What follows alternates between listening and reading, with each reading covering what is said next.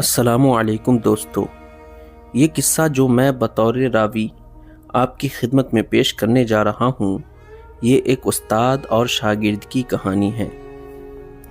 یہ آج سے کتنے ہی برس پہلے کی بات ہے۔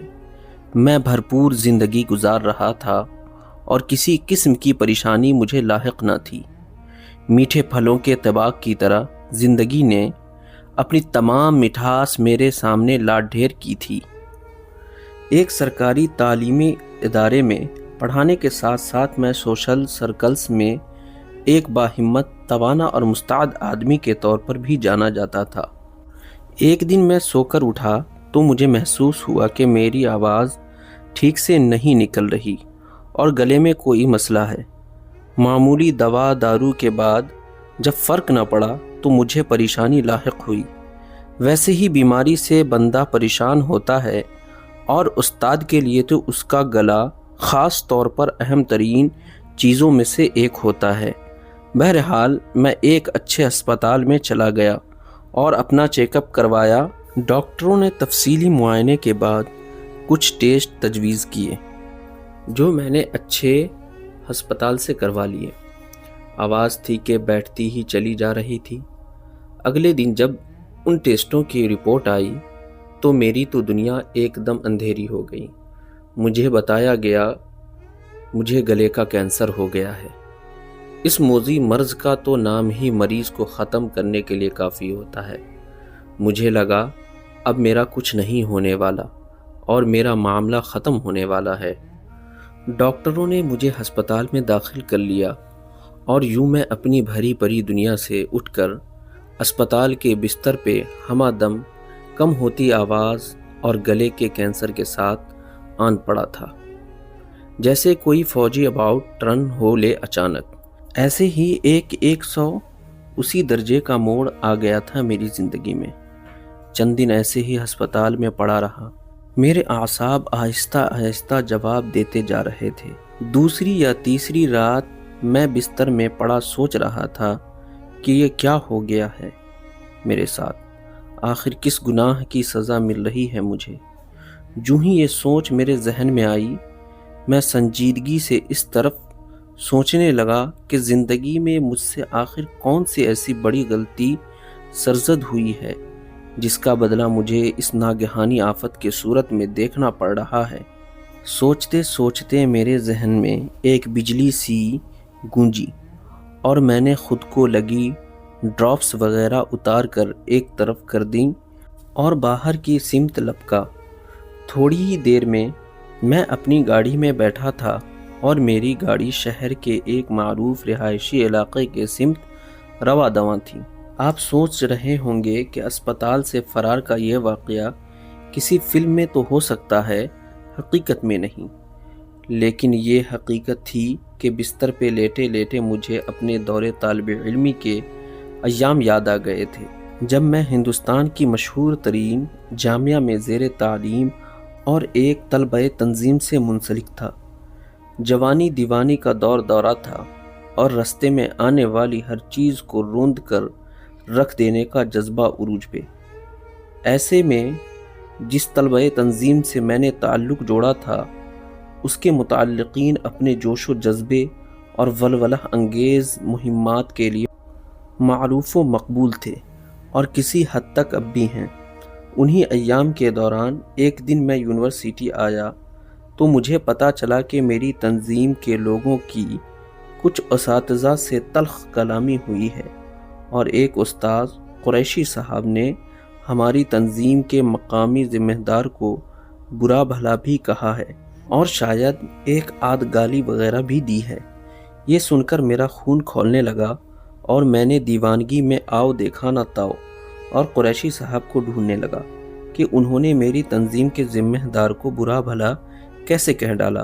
میرے ساتھیوں نے مجھے روکنے اور ٹھنڈا کرنے کی بھرپور کوشش کی، لیکن مجھ پہ تو تنظیمی بھوت سوار تھا، میں کہاں رکنے والا تھا۔ آخر جب قریشی صاحب مجھے مل گئے تو میں نے کچھ سوچے سمجھے بغیر انہیں ایک تھپڑ رسید کر دیا۔ قریشی صاحب تو جیسے زمین میں گر گئے کہ ایک طالب علم نے ان پہ ہاتھ ہی اٹھا دیا تھا، وہ بھی سب کے سامنے۔ ان کا سارا مان، وقار اور عزت خاک ہی میں تو مل گئی تھی۔ قریشی صاحب کی آنکھوں سے آنسو نکل آئے اور مجھے انہوں نے صرف ایک جملہ ہی کہنے پر اکتفا کیا، میرا کوئی بیٹا نہیں ہے، اگر ہوتا تو تم سے بدلہ لیتا۔ یاد رہے کہ پروفیسر موصوف کی کوئی نرینہ اولاد نہیں تھی، صرف بیٹیاں ہی بیٹیاں تھیں۔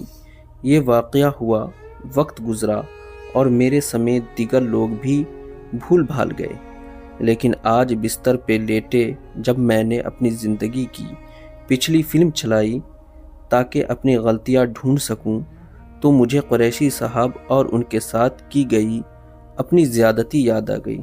اور یہ تو اب آپ کو بتانے کی ضرورت نہیں کہ میری گاڑی کا رخ انہی کے رہائش کی طرف تھا کہ ان سے تہہ دل سے معافی مانگ سکوں۔ شاید اسی سے میں کینسر جیسی موذی مرض کے چنگل سے چھوٹ پاؤں، کیونکہ مسلمان ہونے کی حیثیت سے ہمارا ایمان ہے کہ کبھی بھی اللہ تعالی اسی دنیا میں ہماری پکڑ کر لیتا ہے، اور مقصد ہمارے لیے آخرت میں آسانی کرنا ہوتا ہے، اور حقوق العباد تو اس سلسلے میں خاص اہمیت کے حامل ہیں۔ خیر، میں پروفیسر صاحب کی اس رہائش پر پہنچا جس کا مجھے آج سے کئی برس قبل تک پتہ تھا۔ سامنے وہ گھر آیا، میں نے دروازے کی گھنٹی بجائی اور ایک صاحب باہر نکلے۔ میں نے ان سے قریشی صاحب سے متعلق پوچھا۔ انہوں نے مجھے جو جواب دیا وہ جواب ایسا تھا کہ میں بس گننے ہی والا تھا۔ آپ سمجھ گئے ہوں گے کہ اس نے مجھے کئی برس قبل قریشی صاحب کے اس دنیا سے چلے جانے کا بتایا تھا۔ میرا دل میرے بس میں نہ تھا۔ میں سوچ رہا تھا کہ یہی سہارا تھا، اب قریشی صاحب کو کہاں سے ڈھونڈوں، کہاں جاؤں، کیا کروں؟ تب مجھے ایک خیال آیا اور میں نے ان صاحب سے پوچھا کہ ان کی بیٹیاں بھی تو تھیں، وہ کیا ہوئیں؟ انہوں نے کہا کہ وہ شادی شدہ ہیں اور ان میں سے ایک اسی گھر میں مقیم ہیں اور وہ اس خاتون کے خاوند ہیں۔ اور میں نے ان صاحب سے درخواست کی مجھے اس محترم خاتون سے ملوا دیں کہ کچھ ضروری بات کرنا ہے۔ وہ تھوڑے ہچکچائے لیکن پھر تیار ہو گئے۔ کچھ ہی لمحوں بعد ہم اندرونی نشست گاہ میں تھے۔ وہ خاتون تشریف لائیں، ان کے خاوند بھی وہیں بیٹھ گئے۔ میں نے انہیں ساری کہانی سنائی، اس واقعے سے لے کر آج رات تک کی ساری کہانی، اور پھر ان سے کہا کہ قریشی صاحب تو اس دنیا سے چلے گئے، اب آپ ہی ان کی وارث ہیں، میں آپ سے معافی مانگنا چاہتا ہوں۔ وہ خاتون اس عظیم آدمی کی بیٹی تھی۔ اس نے کہا جو ہونا تھا وہ تو ہو گیا، ابو بھی چلے گئے، آپ اب بیمار ہیں، میں آپ کو ان کی طرف سے معاف کرتی ہوں۔ یہ سن کر مجھے لگا کہ میرے سینے کا بوجھ اتر گیا ہے۔ کچھ دیر میں وہاں رہا اور پھر اپنی گاڑی میں واپس اسپتال چلا آیا۔ ڈاکٹر اور نرسیں حیران تھیں کہ میں کہاں چلا گیا تھا اور خود ہی واپس بھی آ گیا ہوں۔ میں نے انہیں کسی طرح مطمئن کر دیا، میں خود کو روحانی طور پر بہت بہتر محسوس کر رہا تھا۔ اگلا دن چڑھا، ڈاکٹروں نے دوپہر کو میرے کچھ اور ٹیسٹ لیے، دوست احباب آئے اور دن یوں ہی گزر گیا۔ رات گزری اور اگلا دن آ پہنچا۔ اس دوپہر کو ان ٹیسٹوں کی رپورٹ آئی۔ ڈاکٹر تقریباً دوڑتا ہوا میرے پاس آیا اور کہنے لگا کہ آپ کی تو رپورٹس بالکل کلیئر آئی ہیں۔ میری آواز بھی اس دن پہلے سے کچھ بہتر تھی۔ یہ سن کر مجھے لگا میں دنیا میں واپس آ گیا ہوں۔ بہرحال اگلے چند دنوں میں مزید ٹیسٹ ہوئے جو بالکل کلیئر تھے۔ میری آواز معجزانہ طور پر بالکل ٹھیک ہو گئی، پہلے کی طرح کڑکدار۔